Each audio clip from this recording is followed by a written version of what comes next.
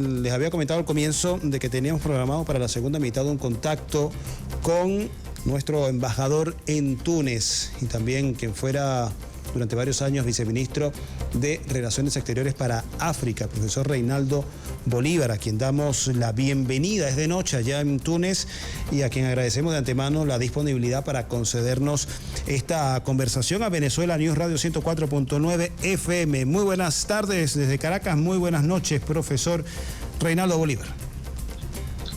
Muy buenas noches y tardes por allá, amigo mío Carlos. Profesor, ¿qué hora es por allá, por curiosidad? A ti y a tu audiencia desde las tierras del Gran Magreb tunecino.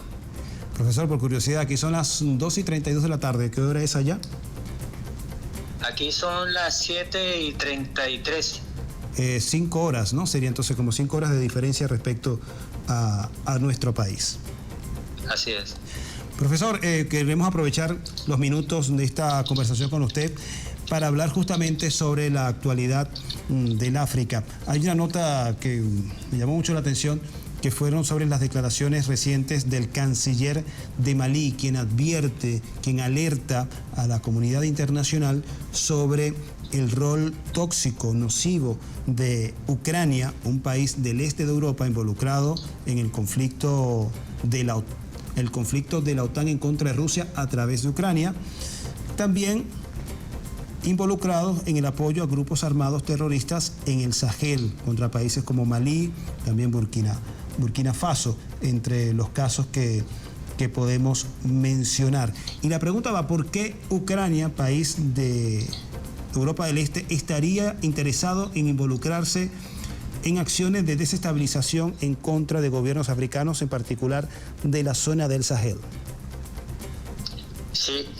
En el año 23, aproximadamente en agosto del año 2023, Rusia, la portavoz rusa de la Cancillería, había denunciado que Ucrania quería trasladar el escenario de guerra de territorio ucraniano a otro territorio, como es el caso de África o de los países del Asia Occidental, el mal llamado Medio Oriente, debido a que estaba perdiendo la guerra en Ucrania y de esa manera podía distraer creando otro frente. Ahora, Ucrania no tiene la capacidad de crear nuevo frente. De hecho, el propio frente interno en Ucrania, bien sabemos que se mantiene gracias a la ayuda constante de la OTAN y de Estados Unidos, que es miembro de la OTAN. Hace poco, en agosto, el gobierno de Mali rompió relaciones con Ucrania debido a que se descubrió que agentes secretos ucranianos estaban apoyando a los separatistas de Azawad. Azawad es la zona norte de Mali que tiene desde el año 2012, ha sido tomada por el Estado Islámico, es decir, el terrorismo político islámico que lo hay. Y pidió en ese momento la separación, que fue cuando derrocaron al presidente de aquel momento, ya fallecido, Amino Touré. Entonces, ahora, como bien sabemos, hace un año se produce, justamente en septiembre, julio del año 23, la rebelión del Sahel, Carlos, ¿verdad? Níger, Burkina Faso y Mali. Y allí comenzó, o mejor dicho, se consolidó la relación de estos países con Rusia. Entonces Ucrania inicia toda una campaña apoyada por las finanzas estadounidenses y europeas de abrir embajadas en África, de ampliarse en África, porque le dan esa misión. Bueno, ¿cómo podemos contener a Rusia nuevamente en África? Si ya se nos metió China, se nos está metiendo la India, están rechazando a Francia, y Francia es uno de los principales financistas de la escalada diplomática y militar de Ucrania en África. Pero no es una diplomacia normal la que estamos haciendo nosotros aquí en África, la diplomacia de paz. Es una diplomacia para reclutar mercenarios y ponerlos al servicio de la guerra contra Rusia, Carlos. Profesor, pero el interés de estas potencias occidentales y que instrumentalizan, en este caso Ucrania, ¿Solo se trata de recuperar un control geopolítico sobre el Sahel o hay un interés adicional por el control de esos territorios? Porque cuando leemos de instalación de grupos o fracciones de grupos armados en alguna parte del territorio y que estos buscan en algunos casos es desmembrar parte de esos territorios, es porque está la intuición de que hay algo más allá de un proceso de supuestamente emancipación de un territorio, sino del control de recursos estratégicos que tiene que haber en el Sahel. ¿Qué hay en esa zona que le interesaría a Occidente, a través de Ucrania, desestabilizar y crear algún tipo de desmembramiento territorial en el caso de Mali, como nos está señalando? Sí, es importante lo que tú estás señalando, el desmembramiento territorial, porque los países africanos se han mantenido, si bien ha sido dividido, ya hay 55 países, ellos se han mantenido políticamente, diplomáticamente, multilateralmente unidos dentro de la Unión Africana y los organismos multilaterales que están allí o regionales. Y entonces, una estrategia que usa Occidente, tú lo has mencionado, que es la división, el separatismo, ¿no? No puedo con estos gobiernos que están allí, creo nuevos países. Caso de Sudán, que sacaron a Sudán del Sur, el caso que siempre quieren hacer en Libia, en el mismo Egipto lo intentaron, en Angola hay una parte que quieren dividir, en Senegal, y ahora aquí también, en esta parte del Sahel, dividir a Mali. ¿Por qué hay allí? La segunda pregunta, o la pregunta que tú me haces.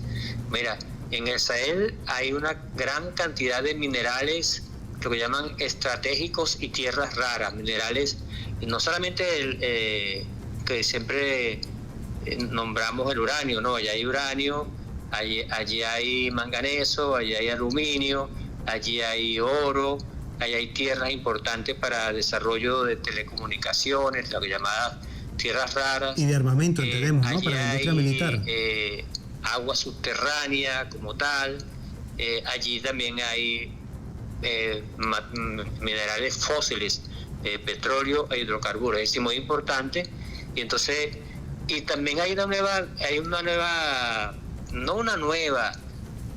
hay un recurso que empezó a explotarse con mucha fuerza, que es la energía solar. Estos países en el desierto de Sahara, salvo estos días que hubo una nevada, por cierto, Carlos. Sí, en Argelia, ¿no? Bastante atípico. Entonces estos países tienen una gran incidencia del sol y están ya los países europeos colocando lo que se llaman bosques de paneles solares en esos países para atraer energía, acumular energía y llevarla a sus territorios. O sea, hay mucho allí en estos países, Carlos. Bien, estamos conversando con el profesor Reinaldo Bolívar, embajador de Venezuela en Túnez. Estamos ya a 5 horas de diferencia. Allá son las 7:40 de la noche, mientras aquí en Caracas las 2:40 de la tarde. Estamos revisando sobre la injerencia por parte de Ucrania, denunciada así por el canciller de Mali en la región del Sahel. Denuncia que Kiev está entrenando a grupos terroristas armados en ese territorio, y el profesor Reinaldo Bolívar nos está mencionando que estos grupos precisamente estarían buscando también desmembrar parte del territorio de Mali con el apoyo del occidente. Profesor, ¿por qué instrumentaliza justamente a grupos con esta tendencia radical islámica? ¿Son estos grupos fabricación occidental utilizadas para desestabilizar distintos países musulmanes, tanto en el África como en el mundo árabe? Estos grupos surgen de esos intentos que hicieron ellos de apoderarse de Irak, el islamismo, el islam político, que no tiene nada que ver con el islam religioso, surge por los lados de Irak y luego se va expandiendo hacia Egipto, se mete en Libia cuando cae Gaddafi, se expande hacia el Sahel precisamente y recibe recursos de varios países de Occidente para mantener desestabilizados a los gobiernos. En la misma Siria se meten como tal. ¿Por qué usan estos grupos? Porque ya no hay ejércitos no hay ejércitos disciplinados que quieran ir a la guerra simplemente por lo que le da una, ¿cómo se dice? Una ración de comida. Ayer un senador estadounidense decía que el ejército estadounidense está desmoralizado, que casi no existe, que no puede ganar una guerra. Entonces ya están recurriendo a los mercenarios que son pagados como una compañía, etcétera, y van a la guerra y asimismo contratan a estos mercenarios del llamado Islam político. Importante llamarlo siempre Islam político, ¿no? Profe, las características también de estos nuevos gobiernos surgidos de rebeliones militares en Mali, Burkina Faso y tengo entendido que también en Níger. Níger, ¿cuál es? Y ahora, bueno, aunque no es militar, tiene una tendencia interesante, que es el nuevo gobierno de Senegal, que se ha declarado su presidente, que es un joven también, que estuvo preso, se ha declarado como un hombre de izquierda en Senegal y está tomando acciones importantes. Senegal es vecino de Mali, entonces esa franja del Sahel, que es Senegal, Mali, Burkina Faso y Níger, bueno, están dando mucho que hablar. Burkina Faso, Mali y Níger están en vía de constituirse en una federación de estados, por ejemplo, lo cual, bajo mi visión integracionista, le hace mucho daño al África, en el sentido de que divide a la CEDAW, la Comisión Económica del África Occidental, pero a su vez, como digo una cosa, digo la otra, podría ser el germen de la modificación de algunos elementos africanos institucionales que son reaccionarios y podrían avanzar, porque es necesario, como dijo el líder de Burkina Faso en Rusia hace un año, avanzar, porque hay élites que se quedaron allí estancadas en el pasado y en el modelo europeo. Entendemos que esta confederación de estados sería una reacción a los intentos de tratar de intervenir en estos países a través de la CEDEAO, que es una de las herramientas, entendemos, regionales del África más avanzada, consolidada dentro de la Unión Africana, pero que intentó ser instrumentalizada para detener a estos procesos de cambio en estos tres países, ¿no? Sí, intentaron usarla en su momento, si bien ha habido un retroceso importante que es positivo, y se da, Carlos, menos mal que tú entras en ese tema, porque a veces solamente pensamos en los gobiernos, en los ejecutivos, en el presidente, en el Congreso.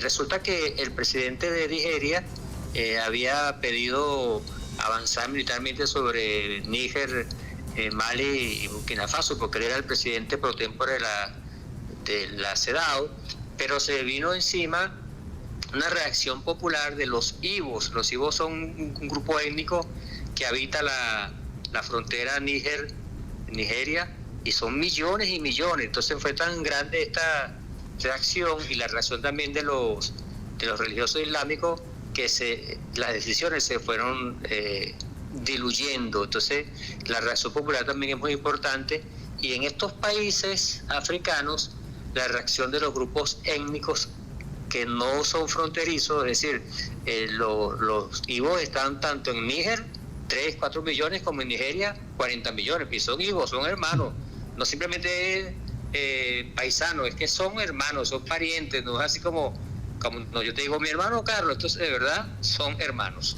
Sí, parte de esas divisiones arbitrarias que hizo el colonialismo de algunos países para dejar incluso sembrada la posibilidad de conflictos al futuro, ¿no? Etnias o tribus o comunidades que fueron divididas por fronteras. Sí, yo siempre coloco el ejemplo de la Comisión Económica de la África Occidental, para que la gente sepa que estamos hablando de la CEDAW, como un ejemplo de esto, ¿no? Porque ahí están los Wolof, por ejemplo, los Wolof están en Senegal, están en Gambia, están en Guinea-Conakry, están en Guinea Ecuatorial y están en Guinea-Bissau. Entonces, ellos, bueno, esos países tienen la rayita que tú dices de la conferencia de Berlín, y necesitan un pasaporte para pasar de un lado a otro. Entonces dijeron, pero ¿cómo yo, si yo soy Reinaldo y soy Wolof, voy a visitar a Carlos, que es Wolof, ¿cómo tú me vas a pedir un pasaporte para cruzar esta raya? No puede. Y eso fue haciendo que estos países fueran uno de los primeros en la época de los 90 con pasaporte común, pero justamente porque había grandes familias de la rama de los bantú que habitan todos esos países. Entonces, eso ha ayudado en ese sentido, ¿no? Los grupos étnicos que van más allá de esa raya. Y por eso siempre ha habido intentos, por ejemplo, en los años 50-60, hubo el intento de unir a Gambia con Senegal, la llamada Senegambia, y hubo un intento de hacer otra república del África Occidental con Leopoldo Senghor, con Sékou Touré, Modibo Keïta, de hacer una gran federación. O sea, y eso basado en la existencia de los grupos étnicos comunes, Carlos.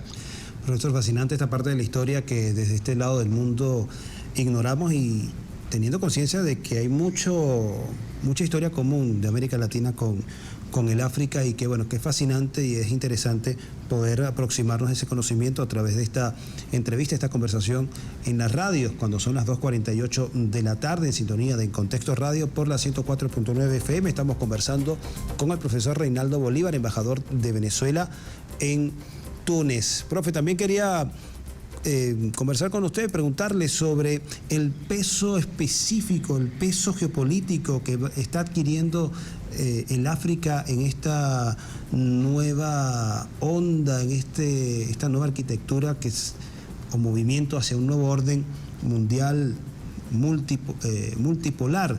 En el caso de las reuniones también que ha tenido África con potencias como es el caso de Rusia, recientemente creo que la semana pasada sostuvieron una reunión ministerial de países africanos, más de 40 países africanos reunidos con Rusia en Sochi. Ha habido un acercamiento importante de África con Rusia y de Rusia con África. ¿Cómo se lee en clave geopolítica este tipo de acercamientos por parte del continente africano con África, y antes en septiembre también reunidos con Xi Jinping en China? Sí, en el año 2006 visitó a Venezuela el entonces presidente de la Unión Africana, secretario general, si mal no recuerdo, su nombre es Alpha Konaré, de Mali, por cierto. Este señor fue presidente de Mali y después fue secretario general de la Unión Africana, lo que llaman presidente de la Comisión de la Unión Africana.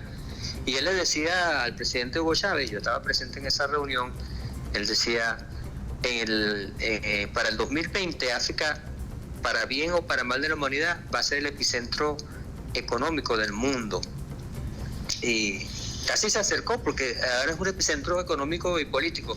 Fíjate que ya es muy común que digan que, por ejemplo, este país donde estoy yo ahora, Túnez, este es el tercer destino turístico de África y fue el tercer país en crecimiento económico turístico del mundo en el año 24, en el segundo trimestre del año 24. El tercer turismo en el mundo. Suena.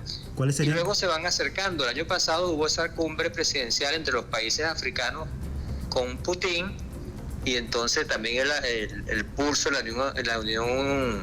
las Naciones Unidas para ver quién condenaba a Rusia.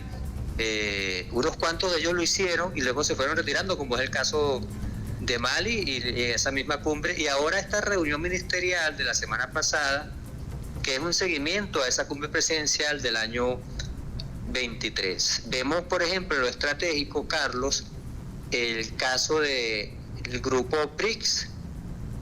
Hay un número cada vez más importante de africanos. Comenzó con Sudáfrica en el 2010, el año pasado con Etiopía, con Egipto, y ahora los miembros asociados, entre los cuales está Argelia, Nigeria, Uganda, estoy hablando ahora de memoria, pero están ingresando. Y una de las premisas del BRICS es que estos países tengan una importante inversión en desarrollo tecnológico y educación. Y aquí es poco informado, hay cada vez más desarrollo tecnológico en educación y crecimiento económico. Ahí que hay potencias emergentes, y entonces esto hace que el juego político, llamémoslo así, también se llama la geopolítica, pero el juego político hace que los países africanos cobren mayor importancia cada vez más. Y esto se debe a la agenda 2014-2060 que la Unión Africana instauró a partir de esa fecha del 2014. O sea, hay unos objetivos comunes, cuáles son desarrollo económico, desarrollo comercial, medio ambiente, energías renovables y educación. Ellos quieren educación masivamente. Y ejemplos sobran, Carlos. Este país, por ejemplo, donde estoy yo, tiene 110 universidades, para decirte una cifra, por ejemplo. Profesor, nos quedan 2 minutos para completar esta interesante conversación, pero no quería cerrarla sin antes preguntarle la diferencia de lo que le ofrecen en el relacionamiento político Rusia y China a África con respecto a lo que ha venido haciendo Europa y los Estados Unidos, y lo cual decanta, o al menos la apreciación que tenemos desde acá, que África se incline más hacia China y hacia la cooperación con Rusia. Muy sencillo, la cooperación tradicional clásica de Europa era la de la potencia ocupante, que digo, me voy territorialmente y ahora te coopero de manera condicional. Te doy, pero a cambio de algo, a cambio de sumisión, de tus votos, de que me des alimentos baratos, energía barata. La cooperación con China es una cooperación mutua, complementaria. Tú me das y yo te doy, pero a niveles de igualdad. Y en ese sentido está la cooperación rusa, que ya se vivió antes de la caída de la Unión Soviética. Esa cooperación que se llama en la teoría de relaciones internacionales ganar. Bien, era el análisis y la reflexión del profesor Reinaldo Bolívar, quien nos acompañó durante esta segunda parte del programa desde Túnez, embajador de Venezuela en Túnez, compartiéndonos sus consideraciones y análisis respecto a lo que revisamos en la primera parte, la injerencia de Ucrania en los asuntos internos, en el apoyo de grupos armados y terroristas en Mali y también en otros estados del Sahel, y también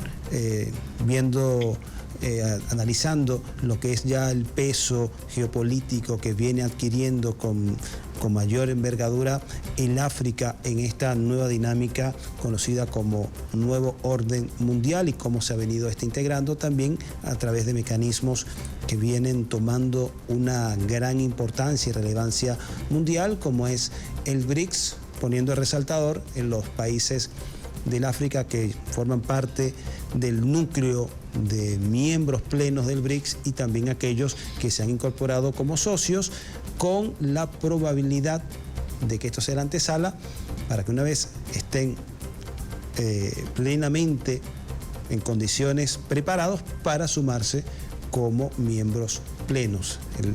El estadio de socios es como la escala antes de poder pasar al núcleo de los BRICS. Entonces, de acá, profesor, muchísimas gracias a Reinaldo Bolívar por concedernos esta conversación, esta interesantísima conversación, y nosotros nos despedimos con la invitación para que continúe en sintonía de la 104.9 FM Venezuela News Radio. Nos vemos y nos escuchamos la próxima semana, todos los miércoles a las 2 de la tarde, con revisión de información de actualidad e de interés, y también con entrevistas especiales.